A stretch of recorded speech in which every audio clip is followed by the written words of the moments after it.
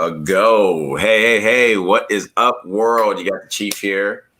The Americano. No, don't point at me and do it. No, it's the name. It's where my name's at. All right. Hey, man, what a weekend. What a weekend we got to talk about. We're rested up. We took a full day to rest up, though. Full day. We hit up Vegas, baby. That is hot. That's the desert, huh? Yeah, that's exactly what it is. Not only do we hit up Vegas, but we hit up Vegas to check out the Trump rally over in Vegas and found our way in. Yeah. But we were fortunate enough to stay at the Trump Tower, so that was cool. I met some really awesome. Spent the day at the pool. Yeah, spent the morning at the pool. It was a good time. But you know what? I'm gonna have to say, because I was hyped about it, man. We got to see Triple C, Henry Cejudo, UFC, and also Justin Gaethje. Shout out to both of those guys and his brother. Yeah, his brother was there too, and like they couldn't have been like nicer dudes, man. Like we ended up just kind of walking and talking, heading down to the strip, and then they were just like. They were like exactly how you want to meet people that you can admire from afar for their skill, So shout out to you guys. That was awesome. Good luck. Good luck. Hey, because we're talking about UFC, also Dana White brought the house down. Yes. We went to, we can back it up a little bit. Okay. Yeah, I did bring the house down, but let's back it up just a tad and talk about we looked at it from, I want to go back to everything when we walked in. I just looked at old Americano. I said, "Man, this all started from just going to one recall Gavin Newsom event about almost 2.5 months ago. Now we were frustrated with how things were looking, and we would even get into arguments about what we feel like people were really seeing or doing or whatever. And but then one day, Americano came up and was like, "Yo, you want to go to this recall Gavin Newsom event in Long Beach?" I'm like, yeah, why not? We go down there, and this sweet lady who is a GOP delegate here, Rachel, she just looked out for us, and I guess liked what we were about. We got on the mic a little bit, gave a little hot take a couple times to the people walking by, across the street or whatever. And I thought maybe, we're just kind of being as helpful as we can be, just there. And she asked us back 2 weeks later for me to speak there. And, then last week it was like, hey, we got 2 extra tickets. Do you guys want to go? And we're like, yes. And so she's been great. And really everybody that we've met over the last couple of months have been really outstanding. And, the state of affairs in California has slowly even gotten worse in the last 2 months since we've been going out. So I think that you and I can say that we've gauged a lot of the pulse of the people that we've seen. We talked to some of the people behind the scenes in terms of what's going on with the recall Gavin situation. And again, with regard to some of the policies that have been taking place in California, I think we took a leap of faith when we went out there. Yeah. And again, it's been a roller coaster, really, since the beginning, which has only been only a couple months or so. Yeah, again, culminating with, basically the best seats in the house. Yeah, to witness a presidential rally. It was pretty cool, man. And one of the biggest things that I noticed was just that positive energy. Just that love. Everyone's there, smiling, high fiving. And look, that's how it should be at rallies. So I'm not going to say, oh well, the other side's rallies aren't, but. All I can say is, they're having rallies? No, I'm just kind of giving a blanket statement to be political here. What do you mean, Joe, the one who takes off from everybody? No.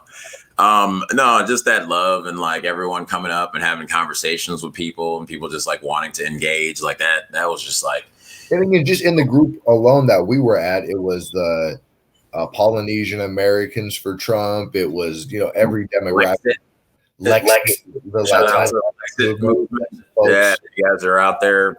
We actually ended up Trumps. We actually ended up behind the president during the whole speech, and we probably, maybe I'll put it up. Who knows? But we ended up doing a little dance to NSYNC's "Bye Bye Bye" with everyone in the crowd, and got this little I want to say he was probably what 10, maybe 11, and he had no idea what the song was, and he ended up like getting into it too. And it was, The way that I'll summarize it is if you hate Trump, you obviously would have no interest in going or attending. But if you're neutral on Trump, it's a really, really fun experience. And if you are, let's just say, like a pro-Trump or you do like Trump, it's an amazing experience, man. The energy, the organization, and the dude's an amazing dude for 73, 74 years old, man. Yeah, no, he seemed just super chill. Like he was just like, yo, let's get to work, and just kind of did his thing. One thing I found that was crazy. So we were heading there, and the parking situation got all screwy because of the change of venue. But like when we got to the area, we ended up having to park in a neighborhood. And like we were telling him, I'm like, man, in my mind, as we kept looking for a spot, I'm like, I'm just thinking about like I'm wearing pants, because you want to. It's 110 degrees outside. 110 degrees. So I'm like, man, that's like a 20-minute walk. Oh, okay. I have to try to mentally prepare myself. We get out of the car, and it's literally as soon as we get out of the car, a truck pulls up with like 3 other Trump supporters in the back, like 2 black women and this Hispanic cat, and like the driver's this white guy, and he's like, yo, you guys need to ride to the corner. We're like, all right. And we hop in and we do a little video. You can check it out on our Instagram right now. It's a chief_and_the_Americana.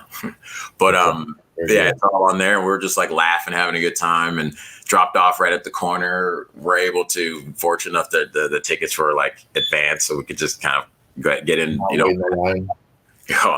because there ended up being, and that's the other thing, right? There was like, I didn't realize how many people were waiting outside until after I saw like the video, and you're like, thousands of people outside, right. And it felt full, and at the same time felt like there was space. So I didn't know like they were stopping people. So I was like, oh, this is still pretty good for it being changed last minute and all that.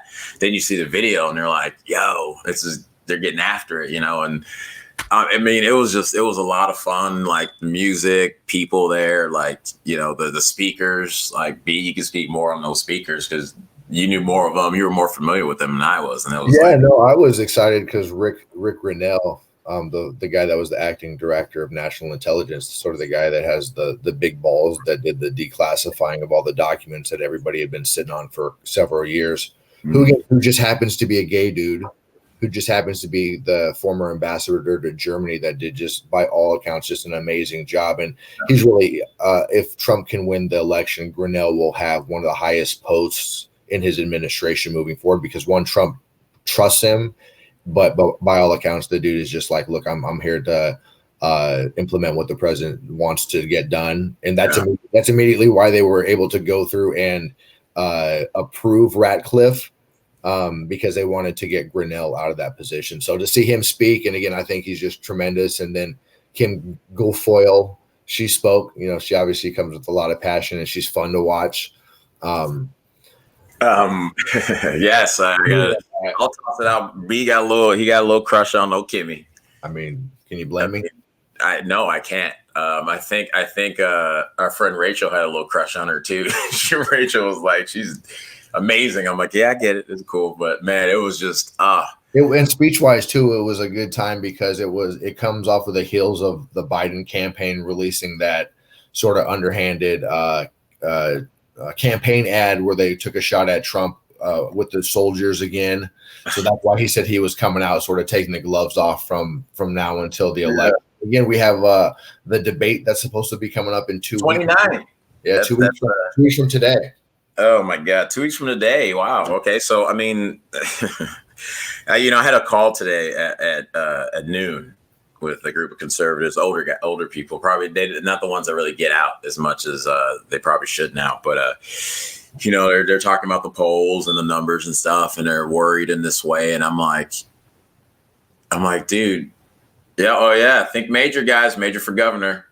A little spot for our boy, Major Williams. We got to also talk about recall. We're very, very close to getting Gavin recalled here in California. And we see what our state's looking like. We're seeing like the lack, Gavin actually just admitted himself that the lack of preparation.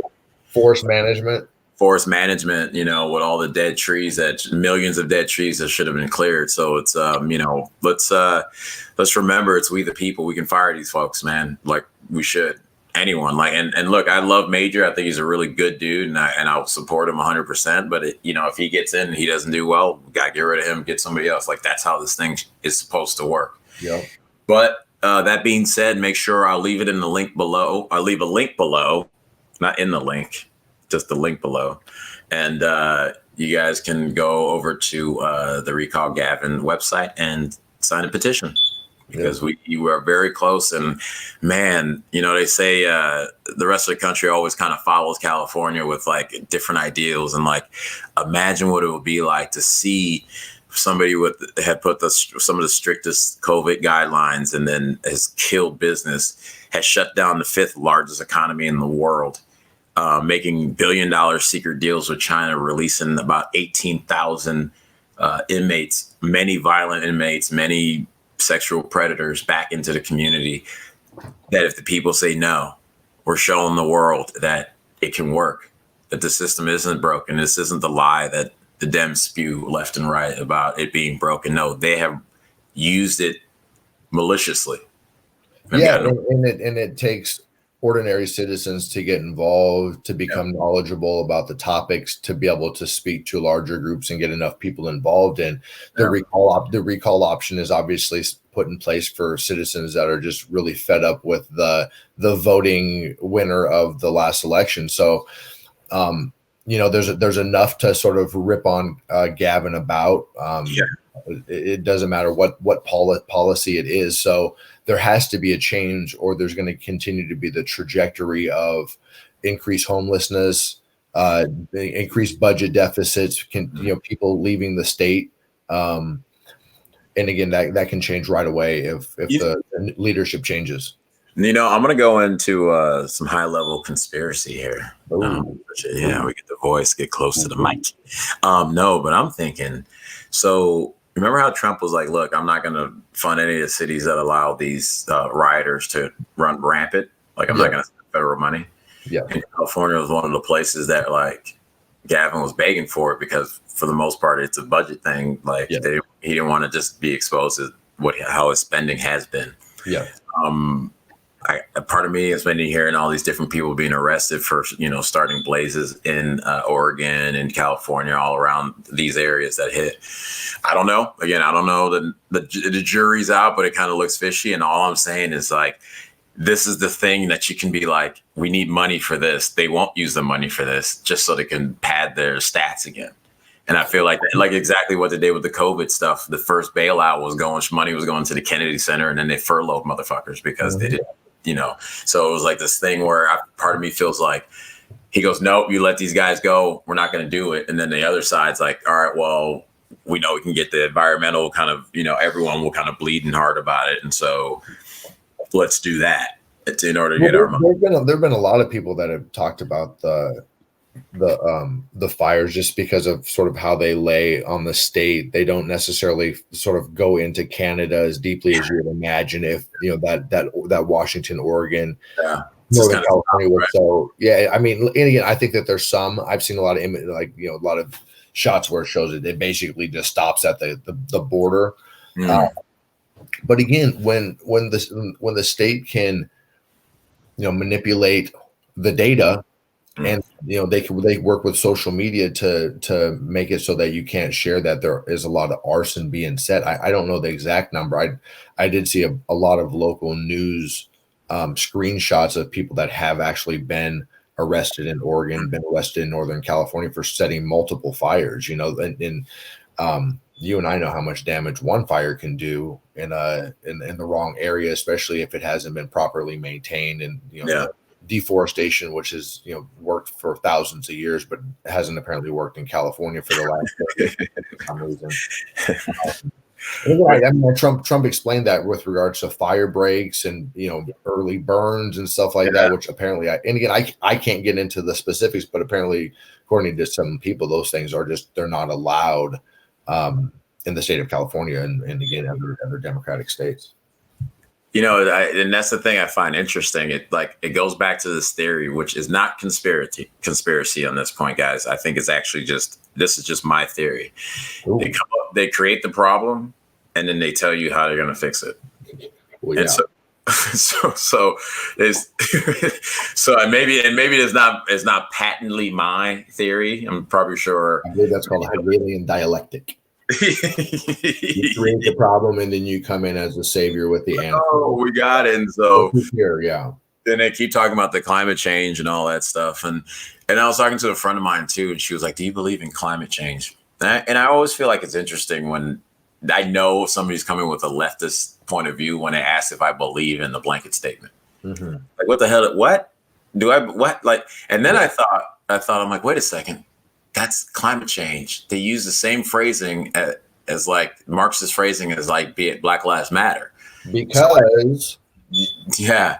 It's communist. So I'm like, so if somebody asks you, do you believe in it? And you go, no, then they argue you don't believe in climate change. Like, you're like, well, okay, let me slow it down. But that's not kind of how they don't want to look at data around, sun cycles, 12-year sun cycles, 11-year sun cycles. They don't want to look at any of those historical data, which shows, again, droughts have been obviously a part of our climate, and our climate has been changing since the beginning of time because of the sun, so well, go ahead.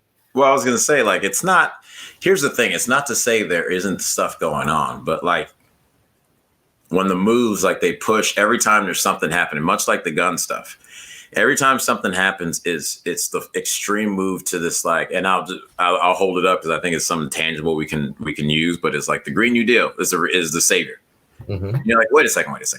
We tried this before when you wiped out the coal and you saw the poverty that happened there. If we want to do this stuff, much like the masks, much like everything else, let's find a reasonable way of trying to get there. We know what that reasonable way to get there is, to give our taxes to Al Gore. That's the reasonable way to get there. And for you and me not to be able to fly, but Leonardo DiCaprio to be able to fly 20 or 30 times private jet around the world lecturing people. Again, it goes back to the elitist society, elitist point of view, the globalist point of view, as we see in our own state with Nancy Pelosi going to get her hair done and not wear a mask when it's good for thee, but not for me. So it's another example. And again, once it was one of the things that drew me to Trump was when he's like, look, why do China and India get these benefits of quote unquote being a developing nation when all of our jobs have been shipped there over the course of the previous decades, and we have to fall under these regulations which don't allow us to be able to compete on the global stage. To rebuild. And like that's the thing that and like you say, you're talking about like this message from the globalists and all this. I was looking at like one of our messages on Instagram. Somebody said like, he goes, liberals are there not to cause, some to the extent, not to cause trouble, but to question authority. And I asked him, I go, who's the one falling in line behind corporations right now? And they're connected. They're the same thing. You know what I mean? Like we know you donate to BLM and the money goes to, what is it? Vote Blue or Go Blue? Act Blue. Act Blue. I want to act excited. I don't want to act blue. But we know it goes there. So the fact that this person can say that, it's like, man, you don't know what's going on. And speaking of not knowing what's going on, because we had a fun, or at least I was having a little fun time when we were heading back from Vegas on our message board, because somebody came in. And I don't know, dude. It's work we got to do. Everyone should do for themselves. But like when we look at the people who come in and just come on the page and start talking crap, it's usually black men. Mm-hmm. And it's like, dude, go work, do your own thing, homie. No one's coming on your page and trying to say nothing about you, and you standing there doing all that stuff. So so this one guy comes on and he starts out with, you're really trying to hustle hard for clout or something like that. And my response was like, no, just, Americans supporting who love our country and our president or something. Then his response was, can you name me any black conservatives that spoke at the RNC? Go ahead, I'll wait. Yeah, and there were obviously anybody who's listening, there were multiple, of course. So I came up with a thing now. So number one, once you know for a fact they don't know what the hell they're talking about, you got to stop taking it seriously. So I just put a bunch of laughing emojis and said, "Oh, someone didn't watch the RNC," and then he tried to go in hard, and then somebody else came on, right? So then it may have been a little cheeky, but it was fun because it's like, look, we're trying to have fun. We had a great weekend, and I'm not going to let somebody just try to come in here with like lies and try to break it down. But so what was fun because all I kept doing was now responding to the people who was responding to him. Mm-hmm. So then I would like talk to them like, oh man, this is crazy. Like just kind of talking to them on the side in there. Cause I'm like, look, dude, I'm like, if you're going to come and try to have a debate, look, I'm fine. Let's go. But don't come in there with the lie. You're going to lead in there with a lie. And like, Brian, we're going to work this thing over. We're going to be able to, because the truth is, and not from an arrogant standpoint, but from a standpoint of like, they've been lying to you. Yeah, I mean, so you've been sitting there like for a long time, yeah. So I was listening to a guy earlier, the guy that I put you on to a while back, Bishop Larry Gaithers, and he was talking about how it's designed to pull at the unresolved trauma that blacks have from their not really knowing what their history is, and then amplifying the victimization ideology from like birth in those communities. Well, it's also the tactic you talk about that one part of our government uses to change up regimes. Same thing. Find that weakness that's a sore subject for the nation, and amplify it beyond what it actually is. Yeah, and again, it doesn't take an expert to find those differences in a country, because if it's a country with everybody has the same skin color, then they'll make it religious. Yep. And it typically always comes from like a class warfare standpoint where people are used, but it doesn't matter where you're at, they will find the difference. Yeah. They sit there and and that's something. I was watching this guy, shout out to a Black conservative point of view, because I just saw him today, and I think he's hilarious and just kind of calls it out. And he's like, I guess Colin Cowherd had said some statement that kind of like was attacking conservatives, whatever. I saw it, I thought, ugh. But he made a point where he's like, this is not about race, it's about class. It's the class warfare. If we look, I mean, is it simple and plain as look at the RNC and the DNC. I mean, you had people on CNN questioning why there were so many regular people there at the RNC. Or in DNC, they're putting up these videos that look like they were made from a bad 90s like video. With all this money, what y'all doing? You got like Harvey Weinstein's not producing it no more. That's right. He's did he retire? He's on a hiatus. Yeah, did he choose that hiatus or it was involuntary. It was an involuntary hiatus. You know who I think who else may come up with an involuntary hiatus? L&D. L&D. I know her show is her show back on? I think it's coming back soon. I don't keep up with the TV guide as much as I used to because I don't want to. But it doesn't look like many people are. Yeah. So speaking of many people, that old phrase, I like to put it in here because hey, maybe it'll pop the algorithm. But go woke, get broke. I never thought I would say it on a show that I was on, but the NFL. Wow. The NFL. I called it 2 weeks or so ago. Buddy of mine was starting to talk about getting excited for the season, and I said something will happen, and again, obviously like clockwork. Look, man, sports are designed for people to be able to unplug and go and watch sports and be entertained, and that's your outlet.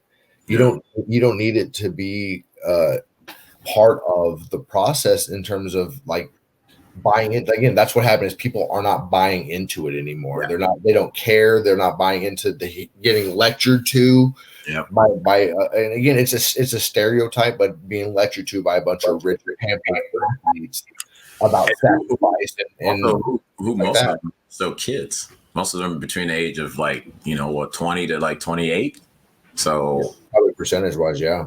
I'm like, and look, everyone has their own experience, and that's what I love about this country. You can do that, but it's like, and this guy I was watching said it great. He goes, look, do it you got a big platform, do it there.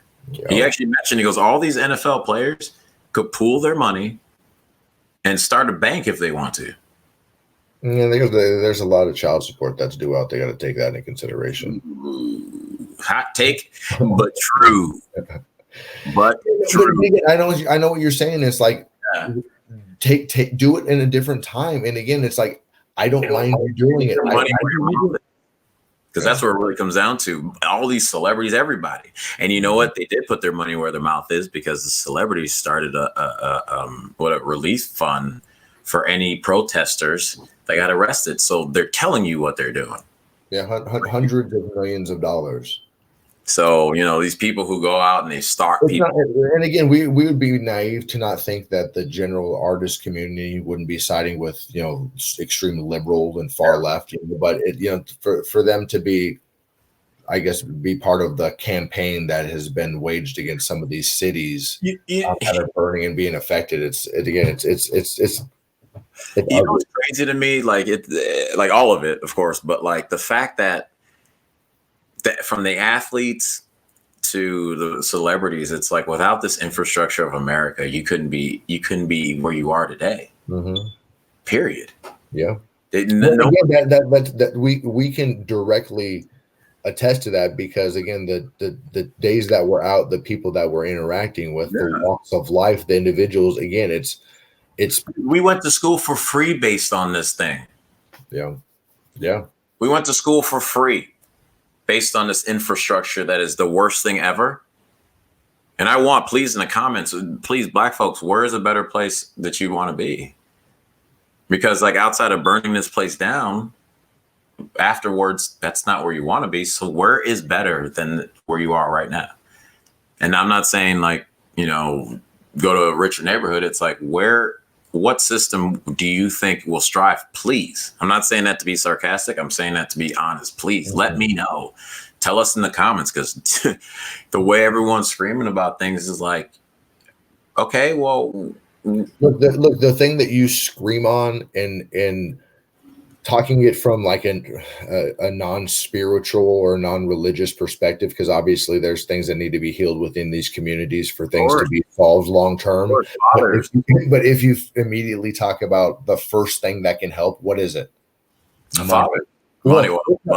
Again, outside of those things that can heal the family, money in pockets, opportunity zones, you know what I mean? And it's like, that's how the playing field can be leveled. And that's why when people talk about systemic racism, you have to look at who has been keeping the money out of their pockets. Ding, ding, ding. And like, how can it really frustrates me that it's so deep that there's like, I always call like Blexit talking about leaving the plantation, all this slave mentality. And it's like, the amount of initial fear of the idea of not being a liberal that I see in Black men and women's eyes, it's actually like heartbreaking. Mm-hmm. And not everyone, but a lot that I've known, like even to talking from a different standpoint, or to look at things from a non-race standpoint, like it's really, it's baffling, because then it's like, is everything that?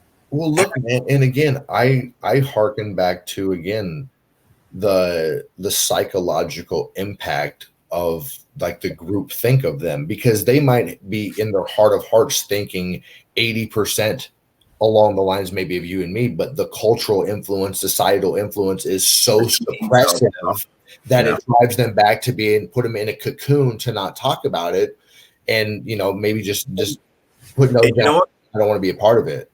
And you know what? Like Kanye spoke on this, man, and like everyone, Kanye is your guy. You love Kanye left and right. Guy, man. I'm cool with Kanye. I think like, anyone who steps out and just kind of says, this is who I am. And for good or bad, he's been extremely raw, but he's sitting there and he said in that, was it Esquire magazine that he did that? Or was it Time? Esquire. And he says like, you feel like, in a sense, feared or guilted into keeping your mouth shut or voting for one party. Mm-hmm. And it's like, all the things that are, Black Lives Matter is talking about and all these celebrities and these late night talk shows. And it's like nowhere along the way, anyone's ever asking, is this what you really want? They're telling you what it's supposed to be. Mm-hmm. And somehow it's bad if then you question that and you get it from your own people first. Yeah. Or the only hate that we get online is from Black men first. And it's like, yo, homie. Yeah, I mean, I frankly, in the 2 months that we've been doing it, I don't even think we've had our social media up 2 months. And I think that we haven't got like a racial thing from a white person or from a Hispanic person. Well, a Hispanic person, that's the one guy I was talking to who was just kind of lost, but not like the hate of like, oh, you trying to dance and shut and down. Yeah. And I'll be honest with you, I'll tell you right now, you can call it whatever you want. Like if it's super negative, you're just gone. I don't give a shit. Like you don't need to be on our channel. We're here to try to inform and uplift, and so if you're going to come up there and do it, that's your prerogative, but it's not going to stay on there long enough for us to care, So let's finish. I want to finish up with this. We want to thank the fans for and people who decide to follow us, dude. We end up hitting 15,000 just over the weekend on Instagram. We can definitely use more on Twitter. The link will be and here on YouTube. Subscribe if you want. Yes, you can. But then we're at 15.6. So get the word out. Let's see if we can get to. I want to see if we can get to like. You think we can get to 20? We'll get to 20 by. See if we can get to 20 by. You want to say Saturday? Or the week, Saturday or Sunday. We'll see if we can get to Saturday or Sunday. Let's see if we can do it. We're counting on you. Share, subscribe, guys. God bless you guys. Love you guys. Yeah, be safe, everyone. And then I'll end it like it'll be something like that.